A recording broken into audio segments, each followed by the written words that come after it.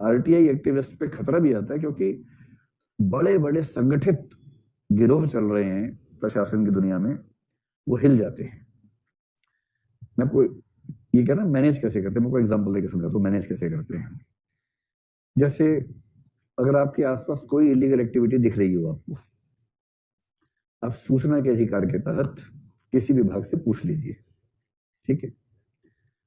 अब क्या होगा कि जिस व्यक्ति के खिलाफ आप पूछेंगे, वो पीआईओ क्या करते हैं आमतौर पर, उस व्यक्ति से बात करते हैं कि भाई ऐसी चिट्ठी आई है आपके बारे में। फिर वो मिलके पता करते हैं किसने भेजी है, सही नाम से तो पहचान जाते हैं उसको, फिर उसको दबाव बनाते हैं, फिर सहमति बन जाती है। और जैसे सहमति बनती है तो एक ही रास्ता है कि वो व्यक्ति खुद जाके लिख के दे कि मुझे सूचना अन्य स्रोतों से प्राप्त हो गई है, कृपया सूचना मेरे पास न भेजें।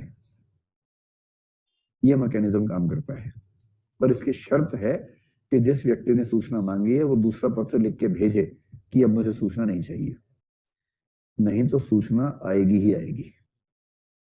और सूचना नहीं आने के जो तरीके हैं वो सेक्शन 8 में कुछ बताए गए हैं, जब वहां पहुंचेंगे वहां देखेंगे, वहां तरीका है। अब सिंपल एग्जांपल दे रहा हूँ, एक मोहल्ले में कई घर थे, उनमें से एक घर में इलीगल कंस्ट्रक्शन हो रही थी कुछ, हर घर में थोड़ी बहुत थी, वो भी करवा रहा था। किसी पड़ोसी ने उसके खिलाफ कंप्लेंट भेज दी सूचना के अधिकार में कि मैं जानना चाहता हूं कि इस फ्लैट नंबर में क्या कोई इलीगल कंस्ट्रक्शन है, यदि है तो परमिशन कैसे मिली, एक्शन लिया गया या नहीं लिया गया, तो एक्शन क्या लिया गया बताइए, ऐसे करके भेज दिया। दिल्ली की बात है, डीडीए वाले परेशान, वो आए, उन्होंने कहा भाई तुम्हारा फ्लैट तो टूटेगा, चिट्ठी आई है सूचना के अधिकार में। तो पता किया गया किसने भेजी है, पता लग गया, पता लग ही जाता है कोई लगाने पे आ जाए तो। फिर क्या हुआ, जिसके खिलाफ चिट्ठी गई थी उसने कहा कोई बात नहीं, एक मैं भी लगा देता हूं। उसने दूसरी चिट्ठी लगाई, इस मोहल्ले में कितने फ्लैट्स में इलीगल कंस्ट्रक्शन है कृपया बताएं, नंबर 1। नंबर 2, इस बारे में आखिरी सर्वे कब हुआ था। नंबर 3, क्या कोई एक्शन लिया गया था, यदि हाँ तो क्या, उस एक्शन की रिपोर्ट मेरे पास जारी करें। ऐसे ऐसे करके भेज दिया। ये चिट्ठी जाते ही अब सारे घर खतरे में आ गए। फिर सबकी पंचायत हुई, और पंचायत के बाद क्या फैसला हुआ, दोनों गए कि सूचना मिल गई है, अब नहीं चाहिए। ये सब पब्लिक प्रेशर्स होते हैं, जिन प्रेशर में लोग वापस हटते हैं। नहीं तो कानून बहुत ताकतवर है, अगर कानून का ठीक से प्रयोग किया जाए ताकतवर है। तो पीआईओ की एक जिम्मेदारी और भी है। पीआईओ की जिम्मेदारी है कि ऐसे व्यक्ति जो लिख नहीं सकते, ईमेल नहीं कर सकते, उन्हें पीआईओ असिस्ट करेगा और उनकी डिमांड को कागज या ईमेल के रूप में कन्वर्ट करेगा, ताकि उनको भी सूचना के अधिकार का लाभ दिया जा सके। स्पष्ट हुई बात। तीसरी बात, आप जो भी ईमेल भेजेंगे या पत्र भेजेंगे, किसको एड्रेस करेंगे, एड्रेस टू। यह एड्रेस करने का मतलब किसको संबोधित करेंगे। संबोधित करना है हमेशा या तो सीपीआईओ को, या एसपीआईओ, या केपीओ, या सेपीओ। कोई याद ना रहे ना, खाली पीओ कर देना, पीआईओ, वो अपने आप सही पते पे पहुंच जाएगा, चिंता मत कीजिए।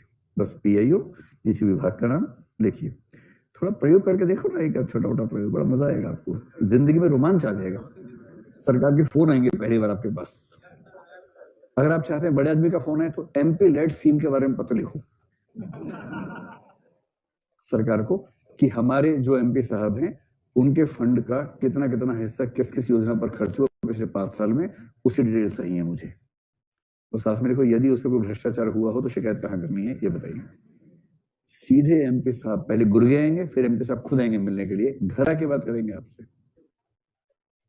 अगर एमपी का नाम कुछ ऐसा है कि अंत में भैया भैया लगा हुआ तो उठवा लेंगे आपको ही, और अगर एमपी ठीक ठाक है तो फिर आपके घर पे आके आपसे बात करेंगे। हाँ देखो, अगर आपका मोबाइल फोन गुम हुआ है, दिल्ली को छोड़ के दुनिया में आप कहीं एफआईआर कर नहीं पाएंगे उसकी, क्योंकि दिल्ली के पुलिस कमिश्नर ने एक गलती कर दी 4-5 साल पहले, और तब से ऑनलाइन एफआईआर दिल्ली में शुरू हो गई है। तो दिल्ली में आप कोई एफआईआर करनी है ऑनलाइन कर दीजिए, एफआईआर लॉन्च हो जाती है।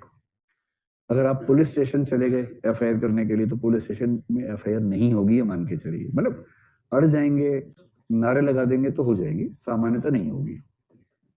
क्योंकि पुलिस विभाग पूरी कोशिश करता है कि एफआईआर लॉन्च ना हो, क्योंकि उससे उनकी अकाउंटेबिलिटी बढ़ जाती है। ठीक है,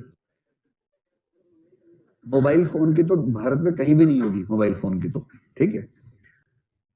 बाकी राज्यों में भी मोबाइल फोन चोरी होने की एफआईआर नहीं होती, वो केवल एक कंप्लेंट नोट कर लेते हैं, एक स्टैंप लगा देंगे कि हमारे पास कंप्लेंट है। जैसे आई कार्ड गुम हो गया आपका, एक कंप्लेंट पे स्टैंप लगाते हैं जिसको आप यूज कर सकते हैं। बाकी जगहों पर नया सिम लेना है, नया आई कार्ड बनवाना है, उसके लिए वो होता है, लेकिन वो फर्स्ट इंफॉर्मेशन रिपोर्ट नहीं होती है।